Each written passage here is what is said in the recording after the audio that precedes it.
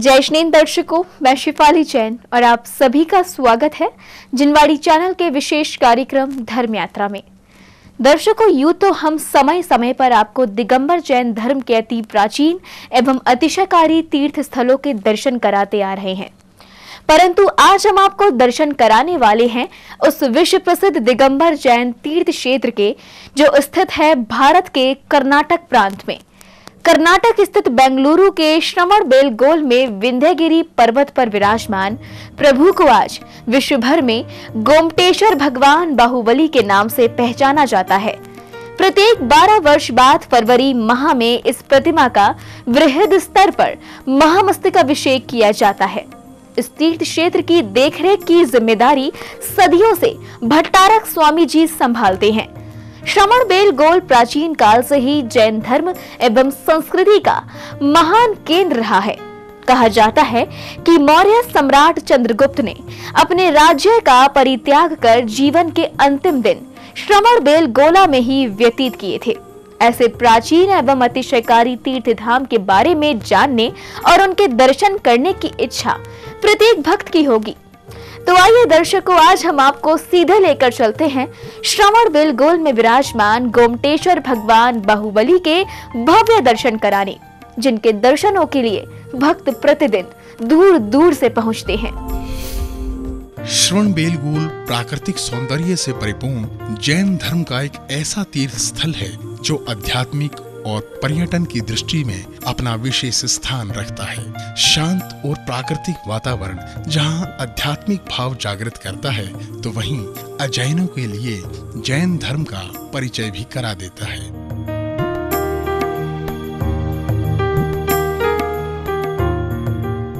विंध्यगिरि और चंद्रगिरि के मध्य कल्याणी तालाब नगर को और भी सुंदर बनाता है। नगर की वास्तुकला को देखकर प्राचीनता का अनुभव सहज ही हो जाता है।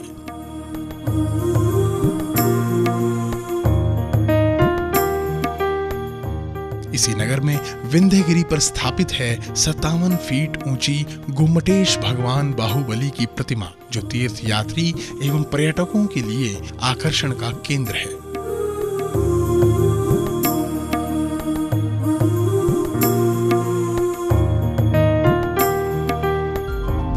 एक किंवदंती के अनुसार एक कवि ने चामुंडराय की मां कालल देवी को भगवान आदिनाथ व उनके पुत्र भरत बाहुबली की कथा सुनाई। चामुंडराय की मां कालल देवी कथा सुनकर इतनी प्रभावित हुई कि उन्होंने रात्रि में पोदनपुर में बनवाई हुई विराट प्रतिमा का सपना देखा और बिना दर्शन किए कुछ न खाने का निर्णय लिया। चामुंडराय अपने गुरु नेमिचंद सिद्धांत देव से आशीर्वाद लेकर विंध्यगिरि पहुंचा और तन मन से परिशुद्ध होकर उस विंध्यगिरि पर्वत की पवित्र शिला पर समीप ही चंद्रगिरि पर्वत से बाण चलाकर भगवान बाहुबली की वैसी ही प्रतिमा उकेर दी जैसी उसकी मां कालल देवी ने स्वप्न में देखी थी।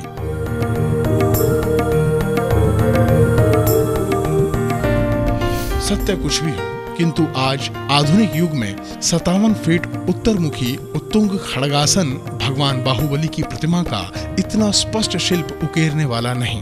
गोमटेश्वर की मूर्ति मध्यकालीन मूर्ति कला का अप्रतिम उदाहरण है। फर्ग्यूसन के मतानुसार मिस्र देश को छोड़कर विश्व में अन्यत्र इस प्रकार की विशाल मूर्ति नहीं बनाई गई। सर्वप्रथम उल्लेख 1398 ईस्वी का मिलता है कि इस प्रतिमा का निर्माण 12 वर्षों में पूर्ण हुआ था। शायद यही कारण है कि प्रत्येक 12 वर्ष के बाद फरवरी माह में प्रतिमा का अभिषेक किया जाता है। इस प्रतिमा का आगामी महामस्तकाभिषेक फरवरी 2018 में वृहद स्तर पर किया जाएगा। भगवान बाहुबली के महामस्तकाभिषेक महोत्सव के लिए महीनों पहले तैयारियां आरंभ हो जाती हैं। देश ही नहीं, दुनिया भर से लाखों की संख्या में दिगंबर जैन अनुयायी प्रभु का महामस्तकाभिषेक करने पहुंचते हैं। कवि वोप्पदेव ने अपनी कविता में भगवान बाहुबली की छवि का अनूठा ही वर्णन किया है, जो कन्नड़ भाषा में एक शिलालेख पर अंकित है। दक्षिण भारत के प्रमुख राज्य कर्नाटक की राजधानी बेंगलुरु से लगभग 148 किलोमीटर दूर है हासन जिला, जहां से लगभग 15 किलोमीटर की दूरी पर स्थित है विश्व प्रसिद्ध तीर्थ श्रवणबेलगोला। कन्नड़ में बेल का अर्थ होता है श्वेत और गोल का अर्थ होता है सरोवर। क्षेत्र के मध्य में एक सुंदर श्वेत सरोवर होने के कारण इस पवित्र स्थान का नाम श्रवणबेलगोल पड़ा।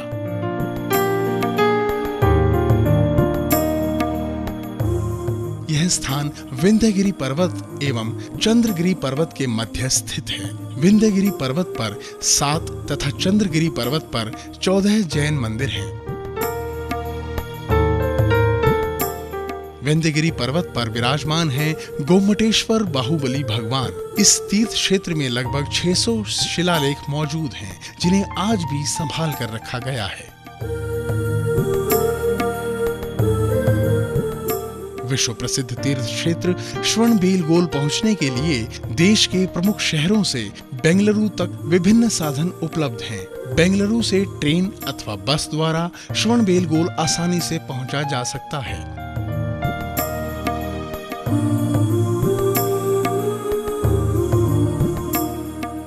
गंग शासक रचमल्ल के शासनकाल में मंत्री चावुंडराय ने लगभग 983 ईस्वी में बाहुबली गोम्मट की विशाल जैन मूर्ति का निर्माण करवाया था। यह प्रतिमा विंध्यगिरि नामक पहाड़ी पर स्थित है।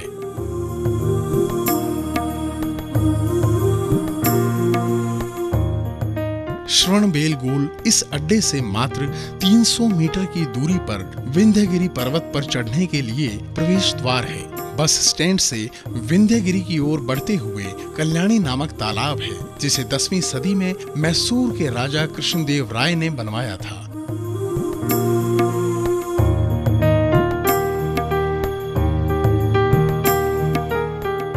यहाँ महावीर जयंती के 2 दिन बाद यानी तीसरे दिन भव्य रथोत्सव का भी आयोजन किया जाता है, जिसमें समस्त क्षेत्रवासियों के अलावा अन्य स्थानों से भी जैन अनुयायी सहभागिता करने पहुंचते हैं। रथोत्सव में प्रभु की मूर्ति को नाव में विराजमान कराकर तालाब की परिक्रमा कराई जाती है।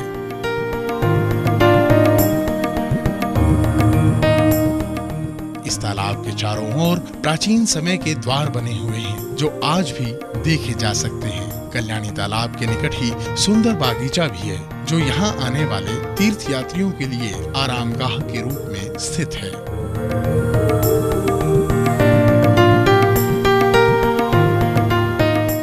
इसी तालाब के बाईं ओर विंध्यगिरि का प्रवेश द्वार है। द्वार में प्रवेश करते ही कुछ दुकानें बनी हुई हैं। यहीं पर्यटन विभाग का कार्यालय भी है। विंध्यगिरि के शिखर पर विराजमान गोमटेश्वर भगवान के दर्शनार्थ यहीं से सीढ़ियां आरंभ होती हैं।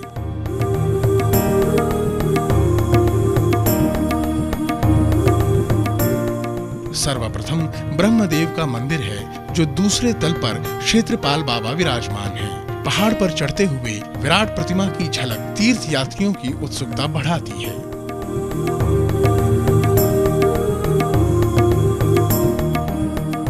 प्रभु दर्शन की लालसा तीर्थ यात्रियों को थकान का आभास नहीं होने देती। आगामी 2018 में होने वाले महामस्तकाभिषेक के दौरान लाखों भक्तों के पहुंचने की संख्या को देखते हुए कर्नाटक सरकार के सहयोग से सीढ़ियां तथा सुरक्षा की दृष्टि से विभिन्न प्रकार के कार्य कराए जा रहे हैं।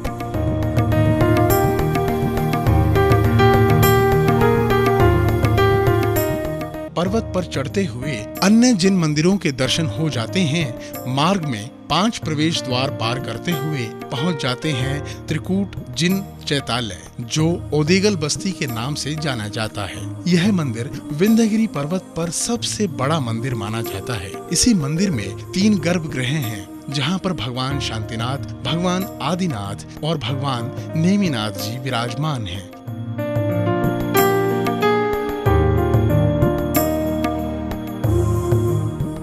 इसी के मध्य में नवरंग मंडप है। कहा जाता है कि यहाँ पूजा अर्चना के अलावा भगवान के दरबार में नाट्य रानी पट्टम महादेवी शांतला देवी द्वारा नृत्य सेवा की जाती थी, जो संगीत के साथ राजनीति, युद्ध आदि 64 कलाओं में प्रवीण थी।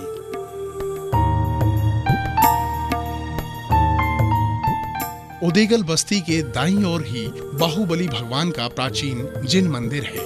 ओदेगल बस्ती के पश्चिम दिशा में परिबद्ध ऊपरी मंजिल है जो वास्तुशिल्प की दृष्टि से नगण्य है, वरन ऐतिहासिक दृष्टि से भी महत्वपूर्ण है।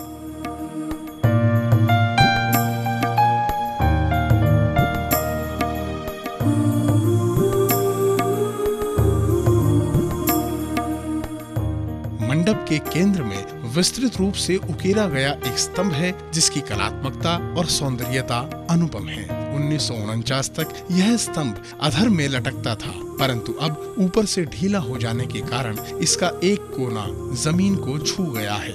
यह स्थान चामुंडराय का स्मारक है, जहां बैठकर वह क्षेत्र के लोगों की सेवा करता था तथा गरीबों को दान आदि दिया करता था।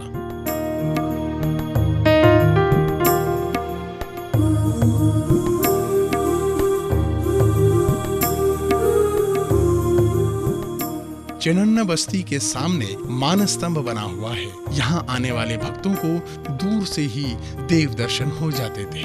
इसी के समक्ष एक तालाब हुआ करता था जो वर्तमान में सूखा पड़ा हुआ है।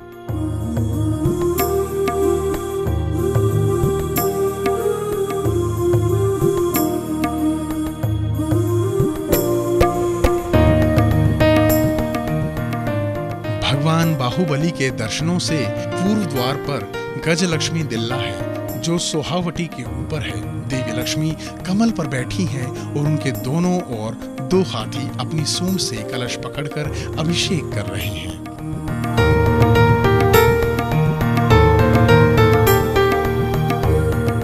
दसवीं सदी के समय गोमट पहुंचने का शायद ये एकमात्र द्वार रहा है। इसके बाईं ओर बाहुबली भगवान हैं तो दाईं ओर भरत भगवान विराजमान हैं। इसके अलावा बाईं ओर सिद्धुर गुंडू हैं जिन पर संतों के लघु उभार चित्र एवं अनेक जिन चित्र भी बने हुए हैं। यहाँ हमें श्री सिद्ध भगवान तीर्थंकर के भी दर्शन हो जाते हैं।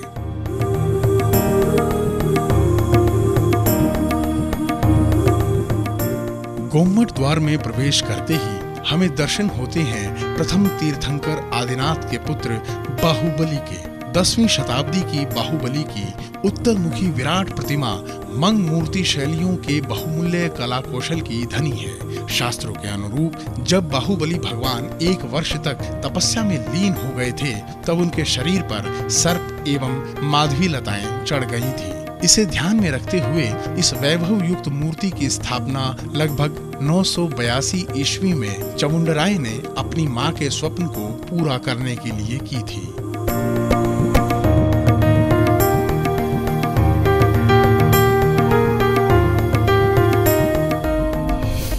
इस प्रतिमा की विशेषता ये है, ये विश्व में अत्यंत सुंदर प्रतिमा है और विश्व में अत्यंत ऊंचाई की प्रतिमा है और अत्यंत प्राचीन प्रतिमा है। ये इसकी विशेषता है, वर्ल्ड फेमस है और विश्व प्रसिद्ध है।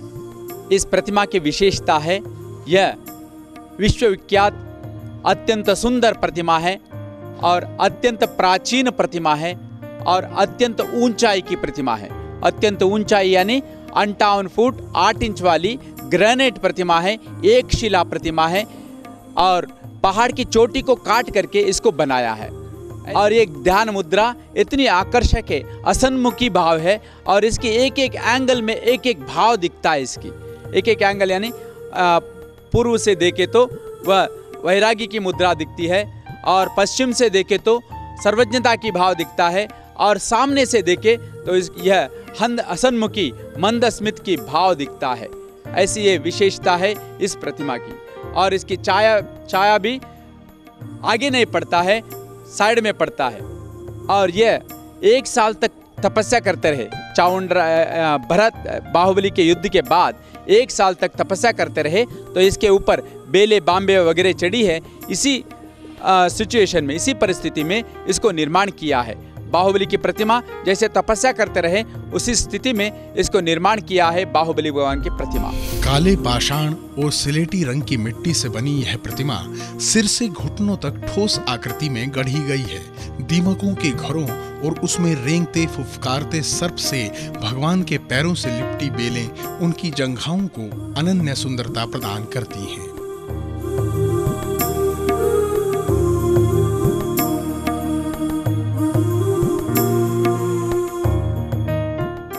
दिशा की ओर मुख किए यह प्रतिमा 57 फीट ऊंची ध्यान मुद्रा में आत्मचिंतन करती प्रतीत होती है। बताया जाता है कि इस अनूठी प्रतिमा को अरिष्टनेमी नामक कारीगर ने तराशा था। प्रतिमा की स्पष्टता को देखकर ऐसा प्रतीत होता है कि साक्षात प्रभु बाहुबली अपने भक्तों को आशीष दे रहे हों। ऐसी दिव्य प्रतिमा के दर्शनों के लिए भक्त प्रतिदिन बड़ी संख्या में पहुंचते हैं।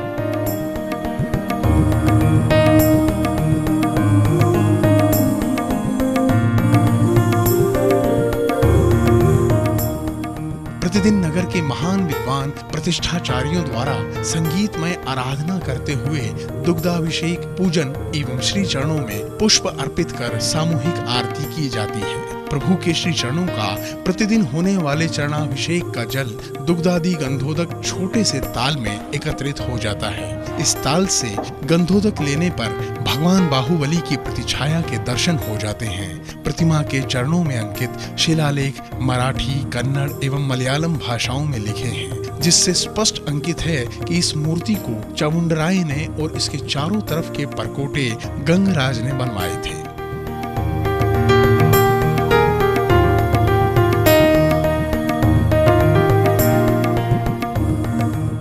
बाहुबली प्रतिमा के समक्ष ही भक्त राजिनी गुल्लिकाई जी की मूर्ति स्थापित है। खुली मंजिल पर 5 स्तंभ वाले इस मंडप में विराजमान राजिनी अज्जी कुर्ती और चुन्नट वाली साड़ी पहनी है। इस स्तंभ के आसपास अन्य मंडप भी बने हुए हैं जो अपनी लोकप्रियता के लिए प्रसिद्ध हैं। यहाँ के प्रत्येक स्तंभ पर उत्कीर्ण कलात्मक शैली को देखकर अंदाजा लगाया जा सकता है कि यहाँ की प्राचीनता करीब 1100 वर्ष है। प्रतिमा की रचना कुछ इस प्रकार से की गई है कि मुख्य द्वार से प्रवेश करते ही भक्तों को सर्वप्रथम बाहुबली भगवान के चरणों के दर्शन होंगे। परकोटे की दीवारों पर चारों ओर 24 प्रतिमाएं विराजमान हैं।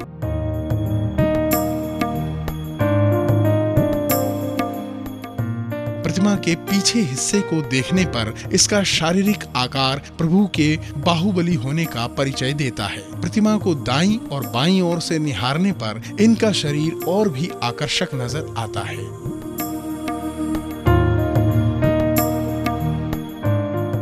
एक नजर यदि प्रतिमा की लंबाई, चौड़ाई और उसके आकार पर रखें तो इसे देखने पर पता चलता है कि चरण से कर्ण के अधोभाग तक का आकार 50 फीट है, अधोभाग से मस्तक तक लगभग 6 फीट है और इसके चरण की लंबाई 9 फीट है। यदि चरण के अग्रभाग की चौड़ाई की बात करें तो यह 4 फीट 6 इंच है।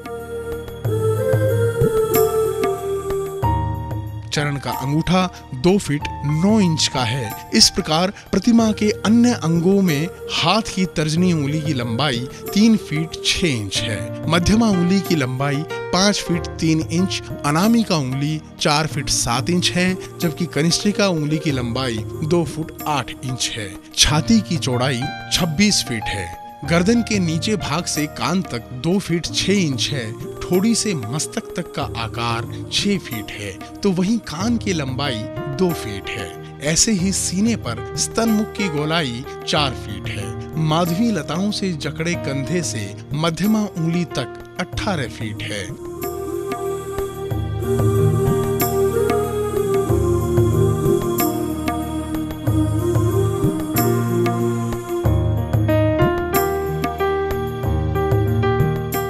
तीर्थ यात्री ज्यों-ज्यों इस मूर्ति को देखते हैं त्यों-त्यों इनकी मनोज्ञता हृदय को आकृष्ट किए जाती है और उस शिल्पी अरिष्टनेमी की उंगलियों को धन्यवाद देती है।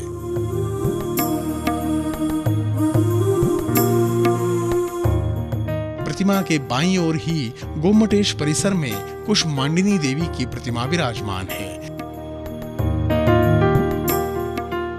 इसके अलावा पिछले हिस्से में 24 तीर्थंकरों की सुंदर प्रतिमाएं यहाँ विराजमान है। यह मूर्ति 1037 साल प्राचीन प्रतिमा है। इसको चामुंडराय ने अपनी माँ के लिए बनवाया है और ये अतिशयकारी प्रतिमा है। अतिशय ये छला था कि जब मूर्ति निर्माण होने से पहले चामुंडराय को स्वप्न पड़ा कि यही मूर्ति बनवा सकते हैं करके। ऐसे स्वप्न के निर्देशानुसार मूर्ति का निर्माण करवाया। शिल्पकार 12 साल तक इतनी तल्लीनता से, इतनी लगन से इतनी भव्य प्रतिमा को निर्माण किया और वह अपने नाम तक कहीं भी उल्लेख नहीं किया, मगर चावंडराय ने अपने नाम का उल्लेख कर लिया कि चावंडराय ने बनवाया है। और इस घमंड के कारण अभिषेक करते हैं, अभिषेक घमंड से अभिषेक करते हैं। मैंने इतनी सुंदर, इतनी बड़ी मूर्ति का निर्माण करवाया है, इसका पूर्ण अभिषेक मैंने अपने हाथों से कर दूंगा। यूँ घमंड से अभिषेक करते हुए अभिषेक पूरा होता नहीं। जितने भी अभिषेक करते हैं तो छाती से नीचे उतरता ही नहीं था।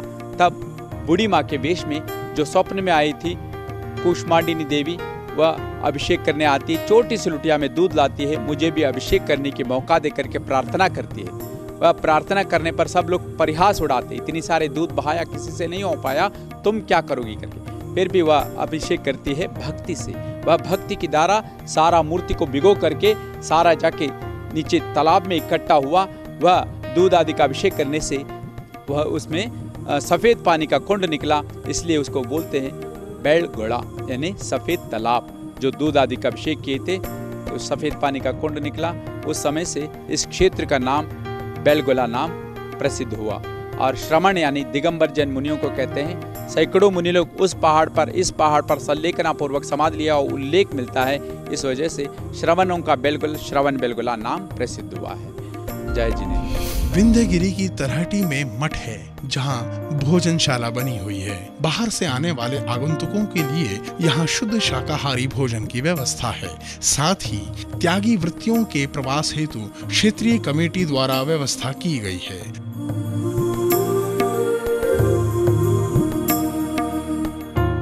यहाँ आने वाले तीर्थ यात्रियों के लिए सड़क मार्ग पर ही श्रवणबेलगोल तीर्थ धाम पर 2 अगस्त 1976 में स्वस्ति श्री चारुकीर्ति जी भट्टारक स्वामी द्वारा श्री विद्यानंद निलय धर्मशाला का निर्माण किया गया है, जिसमें हरे भरे पेड़ पौधों के साथ ही यहाँ की खूबसूरती सभी को अपनी ओर आकर्षित कर लेती है।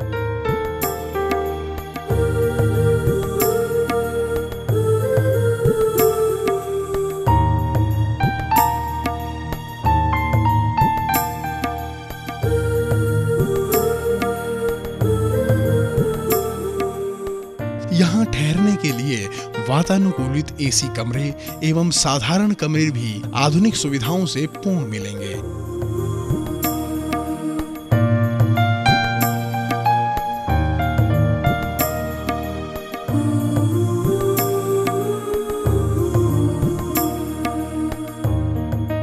निलय परिसर से ही गोमटेश्वर बाहुबली भगवान के दर्शन हो जाते हैं। इसके अलावा लग्जरी भवनों का भी निर्माण किया गया है।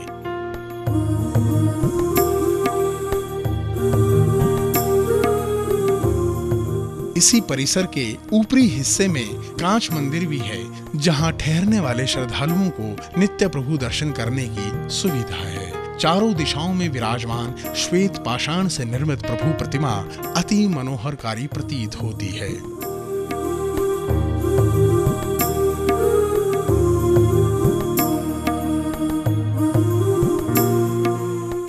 दूर दराज से बसों एवं निजी वाहनों से आने वाले श्रद्धालु इस धर्मशाला में ठहरते हैं। शांत वातावरण वाले विश्व प्रसिद्ध तीर्थ क्षेत्र पर आने वाले श्रद्धालु सिर्फ यहीं के होकर रह जाते हैं।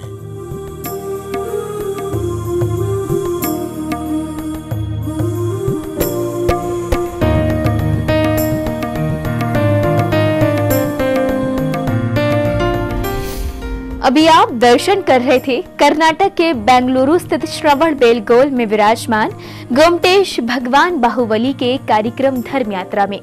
हमारी ये प्रस्तुति आपको अवश्य पसंद आई होगी। आज की धर्म यात्रा में बस इतना ही। अब समय है आपसे विदा लेने का। फिर मिलेंगे और दर्शन करेंगे किसी अन्य तीर्थ स्थल के। मुझे दीजिए आज्ञा और देखते रहिए जिनवाड़ी चैनल। जय जिनेन्द्र।